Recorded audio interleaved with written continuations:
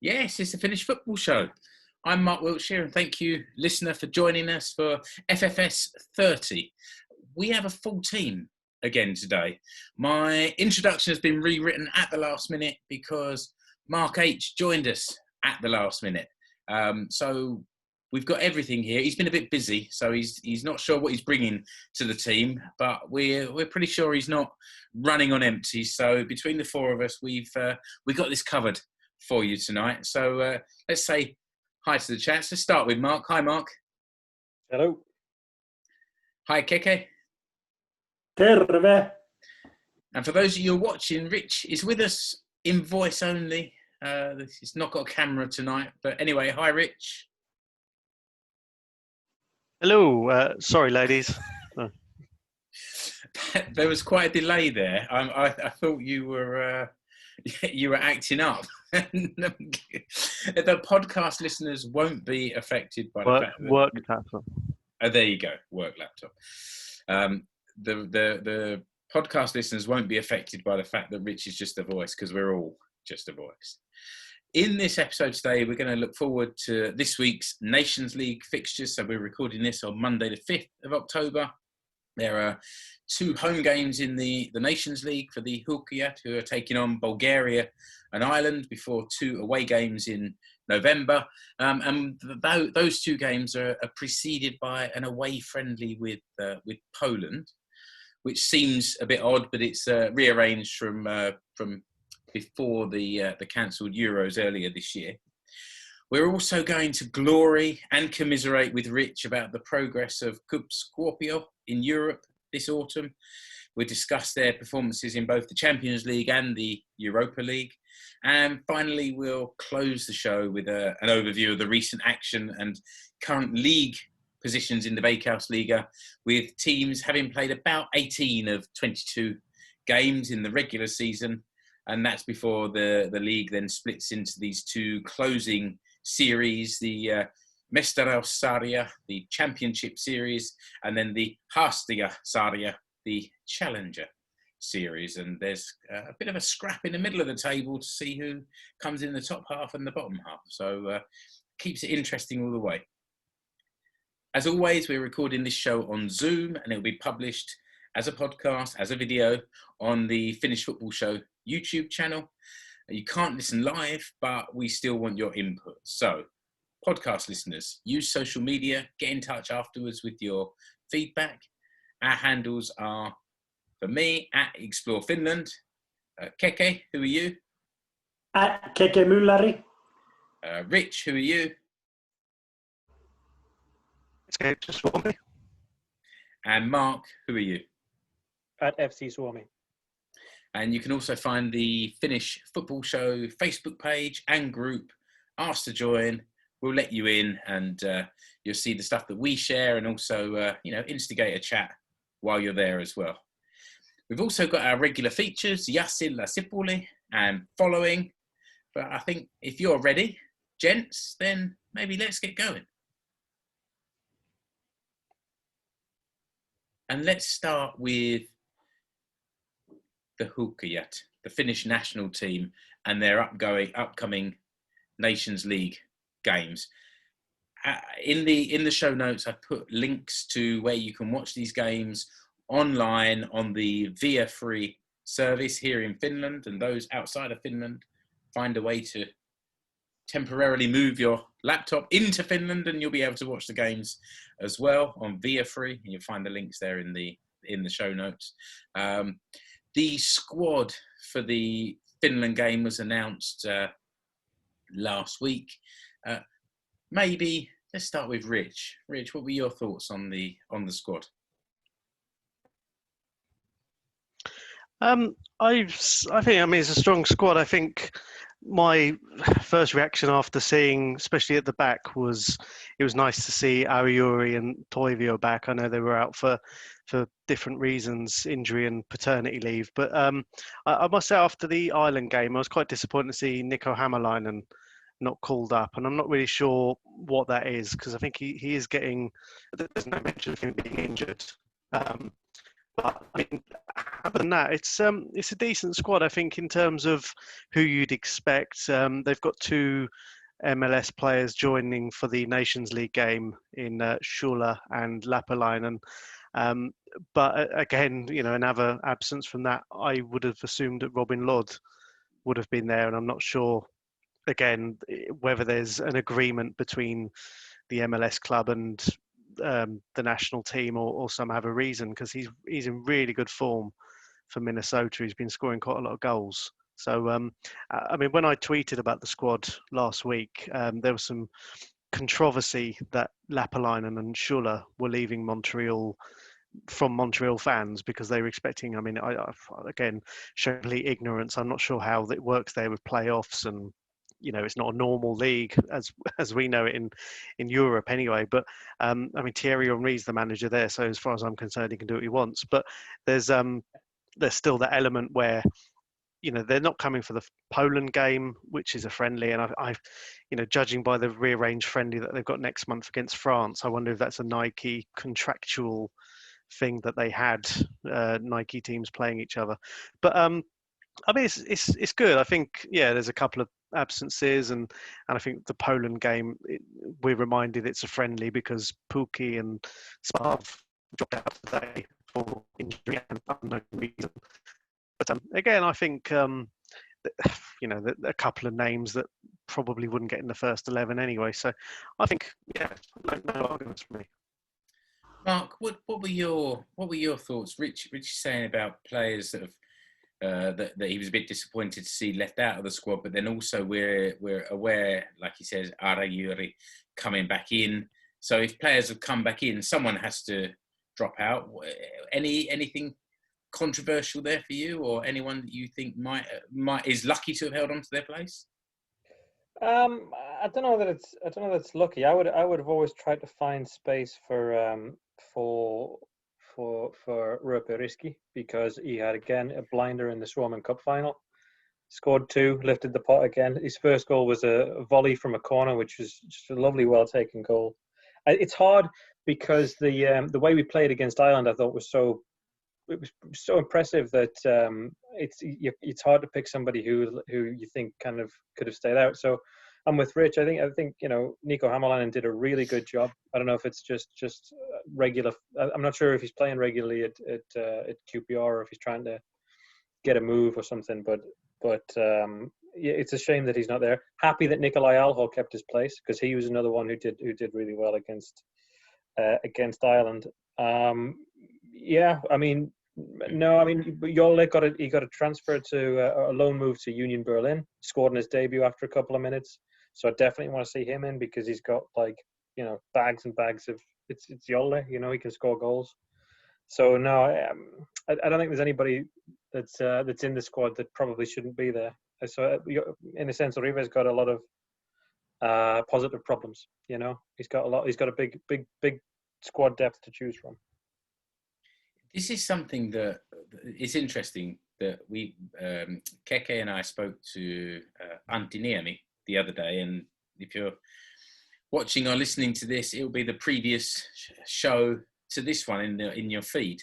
And we asked him about the squad, and he was saying that there are far fewer star players in the squad than perhaps when he was playing back in the day, and Jari Lipmanen was in the squad, but there's somehow maybe there's more players at the same level, so perhaps that sort of adds to that squad depth that is going on there. Well, I mean, back in the day, so 10 years ago, 15 years ago, the issue was more like there were players in the Finland national 11 that were sort of deemed to have made it, but weren't playing week in, week out. Guys like, with all due respect, because they were great players, but guys like Toni Kallio or Markus Heikkinen, they were in decent clubs, but not getting that much game time, and they were still getting called up and put in, week out. For the Finland team. And I think what we've got now is a group of players where Pukki's probably a good example. He's dropped out of the squad because he's not feeling that I don't know if he's pulled up or something, or if he just he's busy or trying to recover. But trying to recover from slipping over while taking that penalty the other day. Apparently, he had an infected toe. Really? Yeah, Tovid. So. Tovid. Nice. I'm not quite sure if that's a joke or if that's legitimately he did have an infected toe and played with after an injection. So that explained the penalty. Okay, well that and the sod. I think the turf gave out underneath him when he skied it. But 10 years ago or so, a player like him or of his caliber would have just been in the squad and they'd have just played through it. You know what I mean? So I think this time or these days, it's a lot easier to just sort of bring in, to bring in players that are playing and scoring. Like he's been replaced by Rasmus Karjalainen, and KK pointed out he's just banged into his first 2 goals in Sweden. So we've got options. We don't have to go with a guy who's not 100% fit. I mean, but back when Jari was playing, he would have had to have gotten shot to not make the squad. And a year or so ago, weren't Lappalainen and Karjalainen both playing a bit for the Huuhkajat and doing really well? I can't remember. It's a terrible thing to say, but I can't remember which one. But I was quite excited by I think it was Karjalainen running up front and I don't know, the opportunities he was creating with his kind of workload up there. Yeah, it might have been Lappalainen. Lappalainen Okay. made that assist when he picked up the ball in his own box, ran the length of the pitch, beat 3 players, and then set up, I think, Freddie Jensen against Liechtenstein away, wasn't it? Yeah, that was a Liechtenstein away game. Yeah, Rasmus Karjalainen he's been good. He was immense in before he left for Holland in the Veikkausliiga. He's done all right. I think he does a job. He's got a lot of energy when he's up top. But I think it's Lasse Lappalainen you're thinking of, because I think it was straight after that he got the move to Montreal. Yeah, and they're both. Yeah, it's really good to see Lasse back because he missed the last time. And of course, it's not good that the Bulkies had to drop out. But you look at a forward line and think, okay, we've still got goals and some creativity in there throughout the team. So. Yeah, interesting time. So KK, how are you feeling about these games specifically? The 2 matches coming up, particularly the Nations League games. So first it's Bulgaria. That's on the 11th, which is Sunday. Sorry, yes, Sunday. I confused myself with the dates there. And then it's the Ireland game on the 14th, the Wednesday after.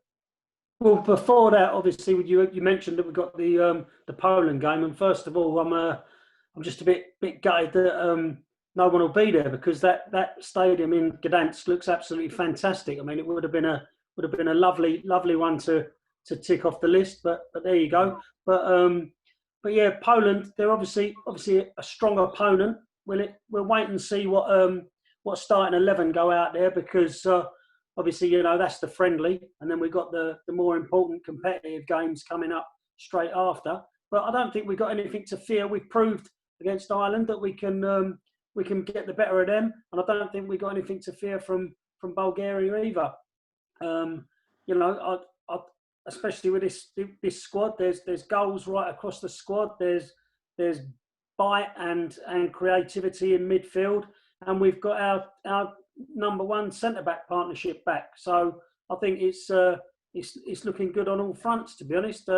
One thing I did want to say about the squad, as we've had goalkeepers on our mind for the past week or so, is that Nicky Maenpa's made his way back into the squad. It's the second player who's gone out on paternity leave in as many fixtures, I think. So Anssi Jaakkola gone out on paternity leave. So Nicky Maenpa comes back in after a few years away, but he put out a statement saying he never actually retired from international duty and was always there to be called upon if needed. So he's come back into the squad with some experience. I doubt he'll play, to be honest, but it's nice for him to come back and catch up with the guys and give his experience to the squad. So yeah, I don't think we've got anything to fear. Glenn Kamara's been playing well. We had another cracking game for Rangers at the weekend. We spoke to Anthony Niemi, and he mentioned as well that Glenn's been playing well and that he's a young man with his feet on the ground and a good head on his shoulders. So yeah, I think, I mean, I love watching Glenn play. I like watching him play for Rangers, but I like him even more when he plays for Finland. I think he plays with a little bit more freedom when he plays for Finland. So, yeah, looking forward to seeing him. It'd be nice if Mestaruussarja can get a few minutes. You know, I think he could do with a few minutes, and maybe the Poland friendly game is something where he can have a go. So he was exciting last year, wasn't he, as well? Yeah. I mean, you know, I think he's definitely one of those who can do well with game time. You know, so yeah, I don't think we've got anything to fear from the two competitive opponents. Obviously, Poland are a different story, and depending on, as I said, depending on what starting 11 we put out, but it'll be nice to test ourselves. Rich, Keke mentioned this first choice centre back pair, but they were playing with three at the back in the last couple of games. What do we think about that for these fixtures?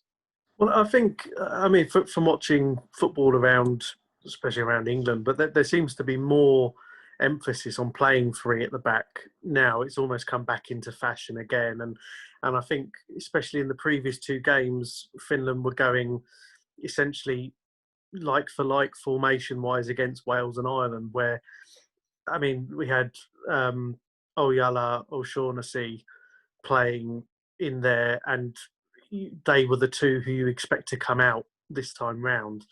I mean, there is a huge importance on these two games in particular as well, because the qualification for the next World Cup starts in the spring, and they're doing the draw for the qualification in December, and they're taking FIFA rankings as the seedings, and Finland they really need 2 wins to get into the third pot of seeds. Otherwise, they'll be in pot 4 and they'll be on a hiding to nothing. But I think that's, you know, you see it around Europe now. I think 3 at the back with wing backs, you know, is the style. And I think the wing backs are what gave Finland the edge against Ireland, and what, let's be honest, ultimately cost them really against Wales. Well, that was where the goal and most of the threat came from. So I'd expect to see 3 at the back again. It's a bit of a risk, I think, because the 3 at the back approach puts a lot of pressure on the 3 centre backs to be mobile, and both Arajuuri and Toivio are, let's say, the wrong side of 32, and neither of them are the quickest on their feet. So if somebody gets in behind, which happened against Wales, they've got to cover up ground and keep their position, and they're best when they're boxed by like mobile fullbacks, and they can just head out like any incoming crosses. So there's a bit of a risk there. The other thing is against Ireland, I think it was O'Shaughnessy that kept basically doing sprints up to the final third almost. He would really get himself forward, and so it'll be interesting to see who comes into that 3, because it couldn't be Ojala, because that's 3 big lads that aren't that mobile. So it's going to be interesting. The good news is both of them, both Arajuuri and Toivio, like a punt. They don't mind hitting the ball 30-40 yards up to switch play.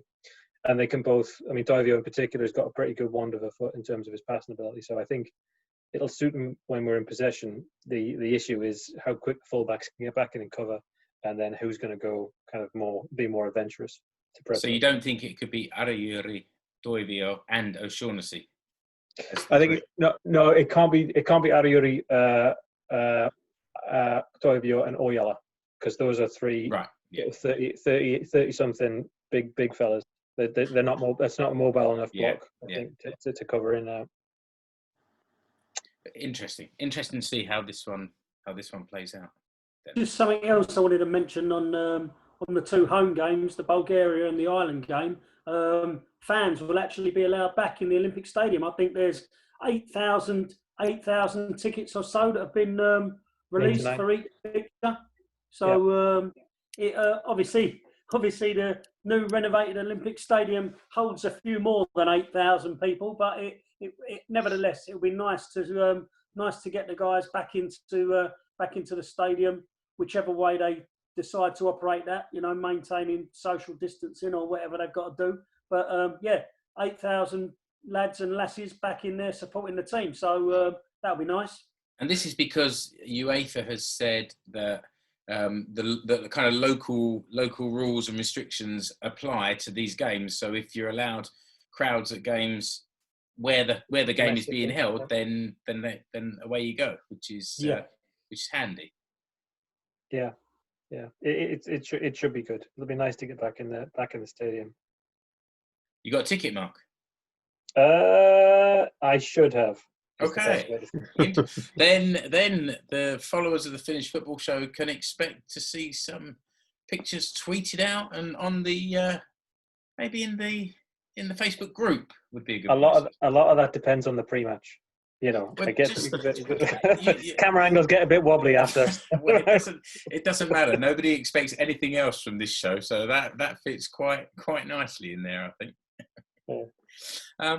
How about then if we call half-time and just wish the Huuhkajat the best of luck for the next week. 3 games in 7 or 8 days, and we go to our regular feature of Ja Sillä Sipuli, which is where Mark brings us a word or a phrase used in Finnish football and just translates it and breaks it down for us. And this week the word is karki, Mark. That's right, yeah. Karki, peak or tip in direct translation. So if you're playing when you're playing, if you play karkina or karjessa, it means that you're playing in that at the top of the peak. So you're basically up front on your own. So it's not exactly a target man. It's the guy who plays at the top of the formation. Especially if you're playing in a Christmas tree formation, every Christmas tree needs someone playing at the top on their own. The angel. Chasing balls from Roman Yarmolenko this way and that way. Oh, the good old days. No. I saw a poll last week actually on Twitter asking if Yarmolenko should still be open for or should be considered for a return to the national team, and I think out of several dozen votes, it wasn't on my channel, but I think it was about 98 or 99% saying no. So I wonder if it was he who got someone. His mum voted for him. Roman and 8 numbers at the end was the only one who voted yes. I think that boat has sailed. He's still playing in Russia, in Rostov, but I think he's not. I think he's playing deeper these days, and he's not there. Well, I think he's 34 now. Something like that. Is that right? Yeah. Something like that. Well, as Mark, before we move on, as Mark mentioned before, we were chatting to Anthony Amy, and he just happened to mention the team spirit at the Huuhkajat and said this current squad has got no ego in it at all. And I just think, if you run the risk of unbalancing that if you bring Mr. Yarmolenko back in the fold. Yeah, it's not absolutely not the right fit. Okay, let's move on to the second half of the show then. It's going to be a busy second half. We're going to talk about KuPS and we're going to talk about the Veikkausliiga. So, Rich, it was downs and ups and downs for KuPS this year. Maybe we can take the whole kind of campaign as one. It was kind of a 6-week European campaign. Starting in the middle of August and ended at the beginning of October. First playing Molde in the Champions League. Finished with a 5-0 defeat to KuPS. So they then moved into the qualifying rounds for the Europa League. Had a 1-1 draw at home with Slovan Bratislava, which they then went on to win 4-3 on penalties. A week later, a home game against Sudova from Lithuania, which they won 2-0. And then had the final qualifying playoff to get into the group stages, which is what all 4 of us here, were keeping our fingers crossed for. But unfortunately went down 3-1 away to Cluj in Romania, which I always thought was going to be a tough draw. Cluj often kind of have qualified for Champions League in recent years. So to go there away and a one-off game and get a result was going to be tough, and it proved to be a bit too much for them. But Rich, you're a KuPS fan, so What are your feelings of the campaign overall? I mean, to be honest, it was a little bit of too much in the end. I think Cluj last year, they beat Lazio on the way in the Europa League. I think they ended up getting knocked out by Sevilla, who went on to win it again. They've got such a good pedigree. It didn't help that you're going to a club who wear the colours of your rivals. Cluj were looking very much like Yico in the sort of burgundy kit. KuPS conceded quite a soft goal after, I think it was 3 or 4 minutes from a corner, and it was uphill from there. I mean, the goal they scored was in the last minute, so put a bit of icing on the cake. And then, there's that horrible thing the day after when they do the draw for the group stage. Cluj were drawn in a group with Roma. Mulder, who beat them in Champions League, they dropped into Europa League later on, but they got drawn in a group with Arsenal. So obviously from my point of view, I mean, KuPS against Arsenal would have been the dream, but it would have been sod's law. It would be a year that I wouldn't be able to get to see it. So I think in hindsight, I mean, they've done quite well financially out of it. I think they're looking at the best part of €500,000 for this. Had it got to the group stage, and I think they were suggesting conservatively the best part of €2.5-3 million over the 6 games. By the time you put in prize money, possible gate receipts, things like that, so that would have been a big amount. I mean, that they're in so much. They're owned by our chairman is Ari Latti, who's a local, very rich man. He's the president of the Palolito, but he's put so much of his own money in over many, many years that he's essentially bankrolled them, and I think that would have done him. There's been talk for years, I mean, almost as long as I've been following KuPS, that they've been looking at moving to a new purpose-built stadium. Again, that would have gone nicely, but there's a lot going off the pitch at KuPS as well. When it's almost like the curse of FFS, when in the pre-season we spoke to Jonny Lindblom. He left the club a few weeks ago in what sounded like a bit of a night of long knives behind the scenes. There were some issues around their playoff TV show where they signed someone who I think played about 3 games for them and left very quickly when his contract was cancelled. But as far as KuPS are concerned, I mean, it got them on the map. The game against Slovan Bratislava was brilliant. They scored their equaliser in the injury time of extra time. The video of Justo doing the commentary went sort of around the world. For some reason, it got very popular in Brazil. They've done well financially. Niskanen has moved to Ingolstadt, and they've got a fee for him. I think I've read it was around €200,000-300,000, which isn't too bad in itself. So it's very much a case of what might have been. When they see Cluj playing AS Roma in the Olimpico, that might have a little bit of a twinge. But I think we're back to the bread and butter now. Back to Veikkausliiga. They drew tonight with Ilves, so they're joint top with a game in hand over Huuhkajat. So we've towards the business end of the season now. We're in the last month of the regular campaign, so I think it's not been too bad. It was a nice little break. It would have been so nice to see a Finnish club get to the group stages. We were chatting about this in WhatsApp around the time that it was a good few years ago that Huuhkajat got to that stage, and it was good to have someone close at hand to sort of cheer for in that competition. It makes a difference when you don't get there all the time. This is what these, I don't know, entitled British journalists and radio shows don't get. Like I heard someone being really sniffy the other day about the Europa Conference, and while we sort of joked about the name of it, they see it as a kind of inconvenience and don't understand that there are countries where this is kind of European football. You're never going to get to the Champions League group stages, but this is European football. And the other thing that really bugs me as well is when people say, oh, this club has a back door into the Champions League if they win the Europa League. It's like, no, that's the prize. Like, the prize is you win the Europa League and you get into the Champions League. It's not a back door. It's kind of in through the doors. And I don't know, actually, I haven't looked, but is the Europa Conference, does that winning that give you a place in the Europa League? Is it like a kind of build your way up? Yeah, if you win that, you go into the group stage of the following year's Europa League. So it's worth it then, isn't it? Yeah. Well worth winning. Yeah.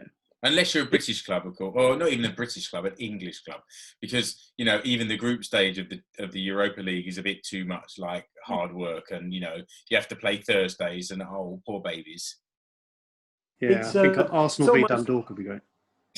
It's almost like UEFA have thought to themselves, hold on, there's other nations around Europe where these smaller clubs might like to enjoy a bit of European competition.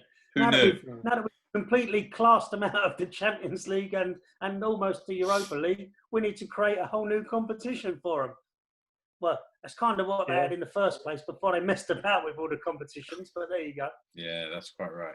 Yeah, I mean, I think wasn't it about 2000s that they banned a bunch of the like Nordic and Scandinavian cups from even kind of taking place, because there was a bunch of like sub-regional competitions that were never sanctioned by UEFA or FIFA like 10, 20 years ago.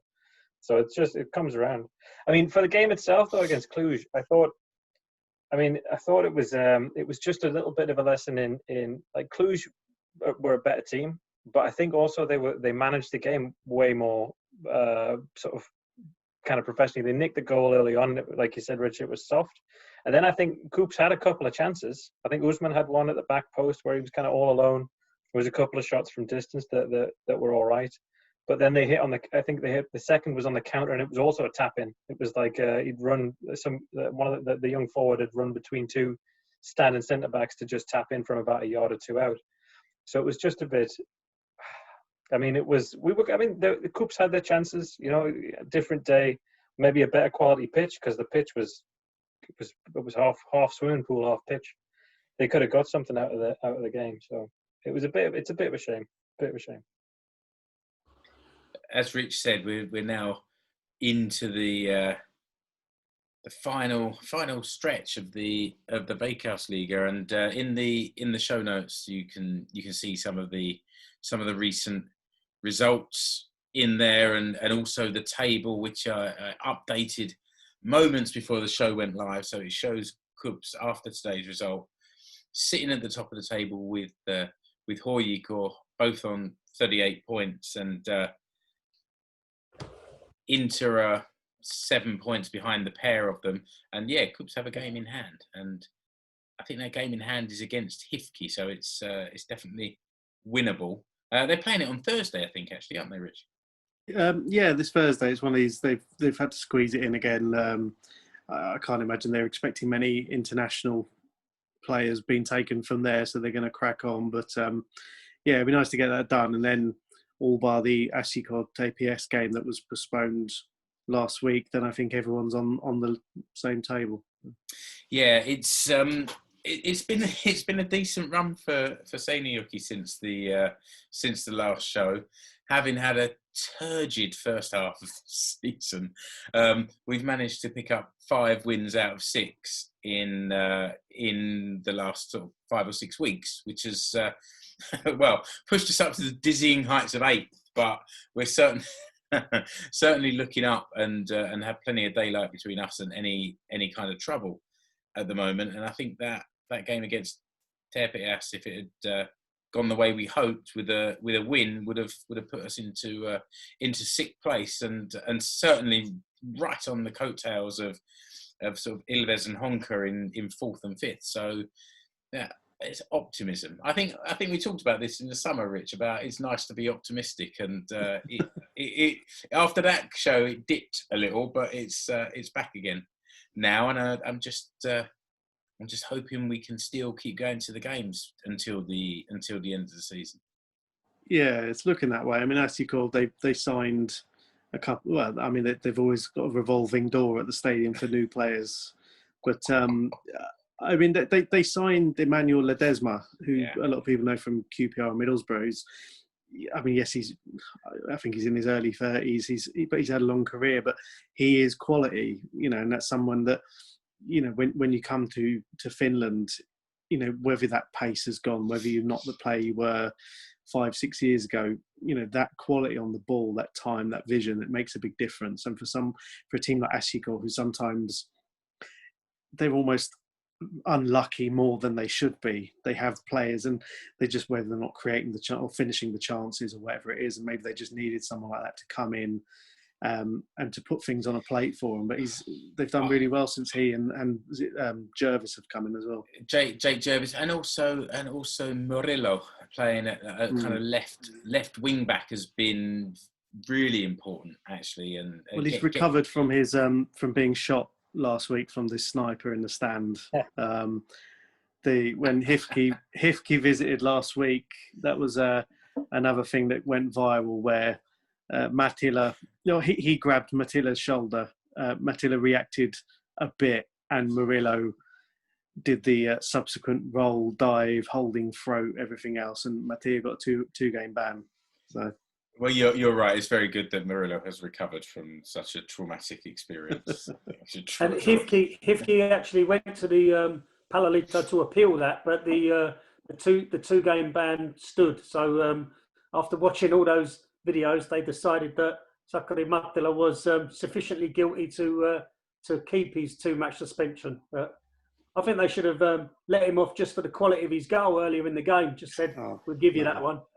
Yeah, and he had another one that went cracked off the crossbar as well. He's a dangerous player. Back to Ledesma though, Rich, just to finish off what you were saying. It's actually he's brought the creativity that was missing. We've been saying this for more than a couple of seasons that there's just no one to unlock the door, and now he seems to be the one that's providing that. So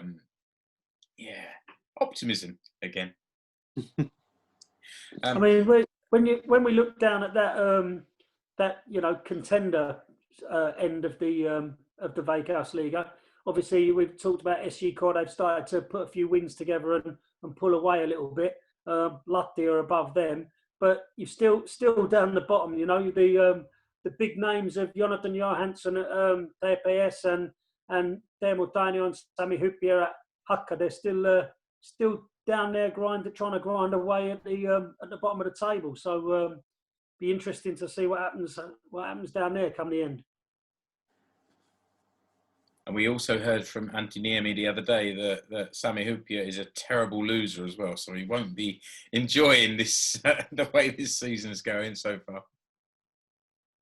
No, I mean, that was a strange one. Him coming in there. I mean, in some circumstances, bringing in an established coach as your number 2 is an immediate signal to the number 1. You're on borrowed time. Although they won a coupon busting game shortly afterwards. I think they beat Hoiko, didn't they?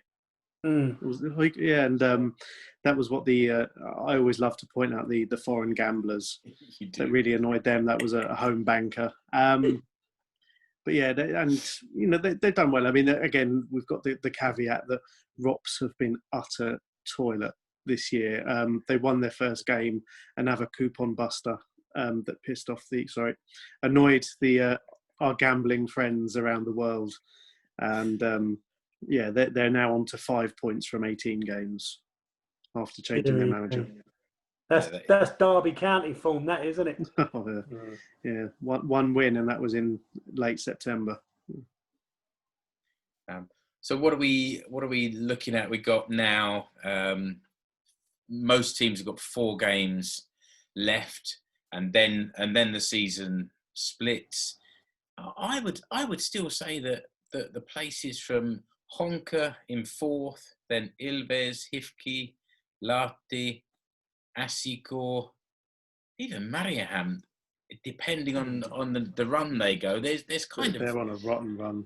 Yeah, that's true, they are. But there's still 6 teams there kind of fighting it out for those 3 places from 4th down to 6th, which I guess is the point of this split of the league, isn't it? It gives you something to fight for now and then something to carry on fighting for afterwards.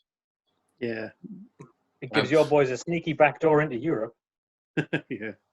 Well, another sneaky backdoor into Europe.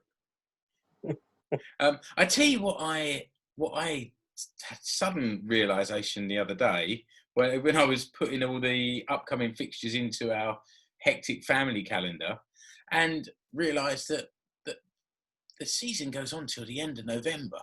It's going to be absolutely freezing. Even if it's not snow, there might not be snow still at the end of November, but it's going to be cold. It's all right for me. I can put woolly socks and Ugg boots on and stand on the terrace, but those Mark, don't look like that. Come on. Men are allowed to wear Ugg boots nowadays. It's a different era, you know. Not judging, man. Whatever you want, man. Whatever makes you feel good. I'll tell you what, if it keeps as long as they've got as long as they're in the style of the SU Core third strip, I'm all right. Well, they're not orange, so but you know, I can keep warm there, and all that bouncing around and singing and shouting kind of helps, but it's potentially going to be sort of sub-zero out there week after week. It's interesting. We're normally thinking about wrapping it up in a couple of weeks' time, and it's been extended because of the late start earlier. I mean, they've done well this year. I mean, they had put in the caveat that they might not play that part of the season. They might finish after 22 games if the calendar had been ravaged. And bear in mind, we only had our first coronavirus postponement in Veikkausliiga on Friday. You know, it shows. I mean, there have been games that pretty much every other division have been cancelled or postponed for that. But in this, you know, early on they said, you know, unless the wheels drastically fall off, we will play the split at the end of the season, and that will take us through. And they've decided. I mean, they're not playing the European playoffs that they did last year, which were just so confusing. I mean, I'm not sure exactly how it's going to work with Huuhkajat qualifying for the Beezer Homes Conference League. There'll still be 2 Europa League places up for grabs and the Champions League. So, in theory, you'd imagine Huuhkajat finishing in the top 4. That means it'll be 3rd and 4th getting Europa League places. But I think they've done well. Whatever the measures they've done to put in place to guarantee the games going ahead. I mean, there was the hilarious controversy after Johansson got appointed at KPS when he flew to ROPS. ROPS were claiming he shouldn't be allowed to go because he'd only just landed from the UK, which was a coronavirus hotspot. They made him sit on his own away from the dugout on a patio furniture chair, but they won, so it wasn't too bad. I must say though that like up here in Seinäjoki, we've been fairly clear from the virus for most of the year. You know, there were lockdown measures in the first half of the year, and we did our series sort of behind the quarantine, where we were speaking to people while there was no football to watch.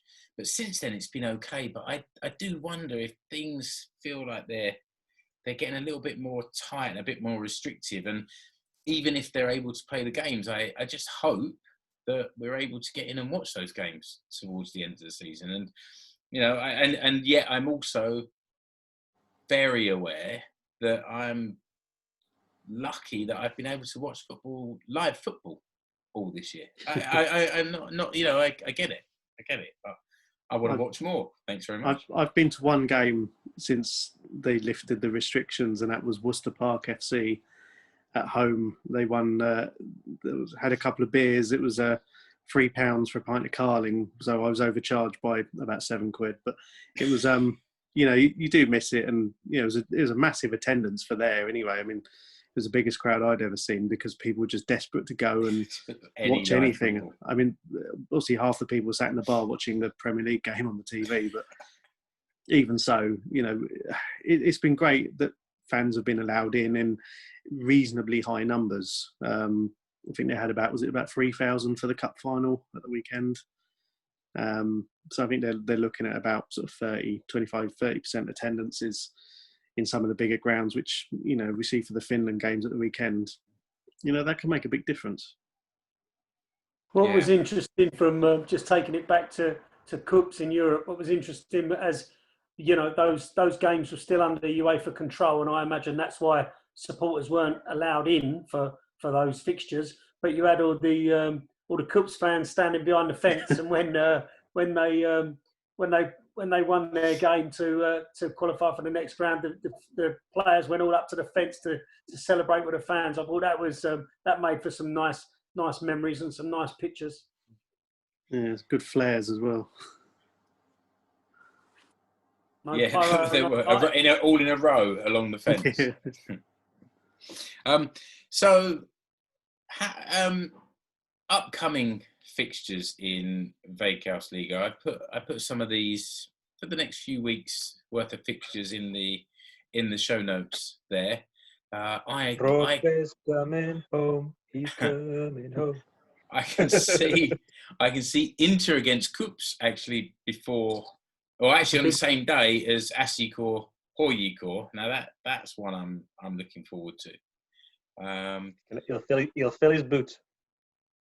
Well, let's see if that Seinäjoki defence can tighten up a little bit and keep him away. He had a bit too much fun in the reverse fixture down in Helsinki. So, and then a few days after that, it's the Stadin derby, Huuhkajat versus Huuhkajat, which will be Sunday at 4:00. That'll be tasty.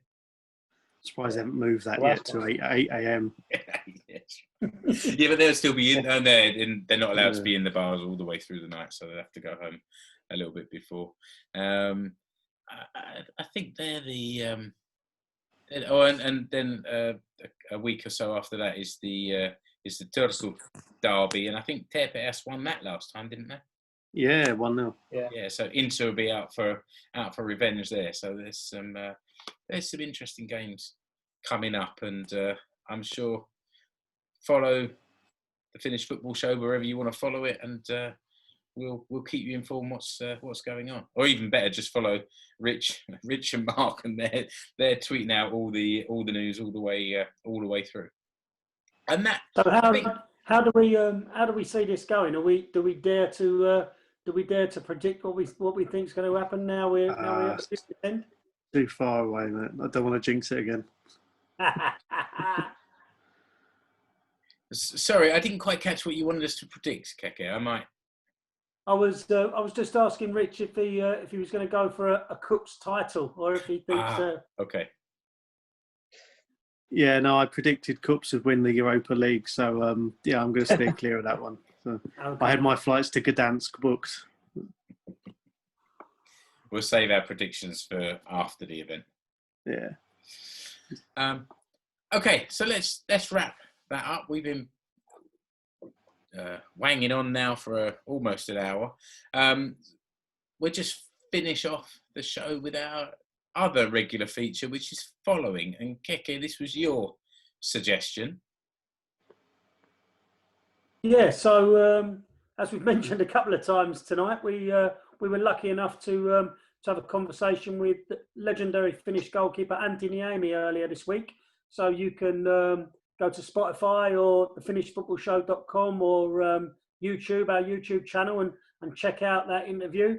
Antti was really gracious with his time and gave us a lot of memories and a lot of insight into the current squad at Huuhkajat. So it was great to talk to him. And if you're on Instagram at all, give him a follow. He's at Antti Niemi, and there's lots of photos of him pulling giant fish out of rivers and all sorts of other stuff. So give him a follow. And while you're there, give us a follow at the Finnish Football Show as well.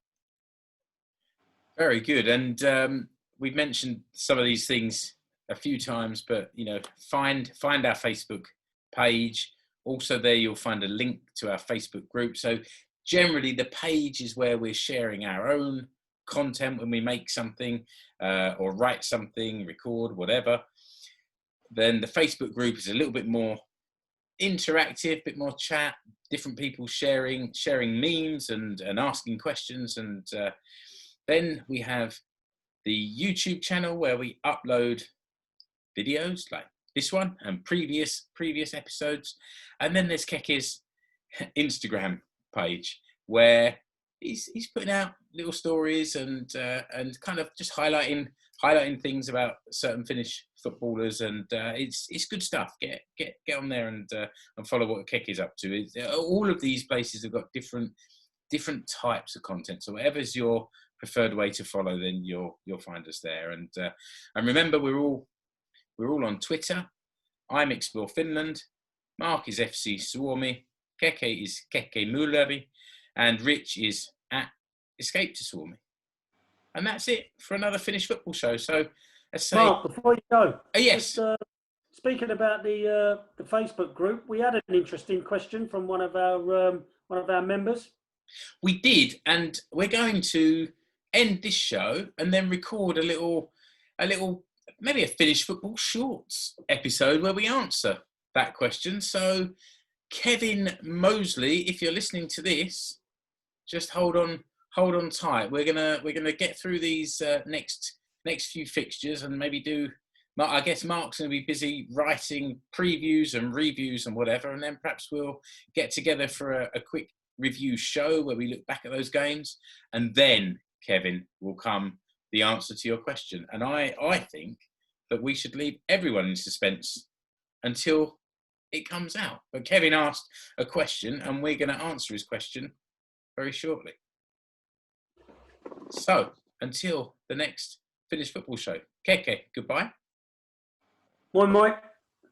Mark, goodbye. Hey, bye. And Rich, goodbye. Hey, hey.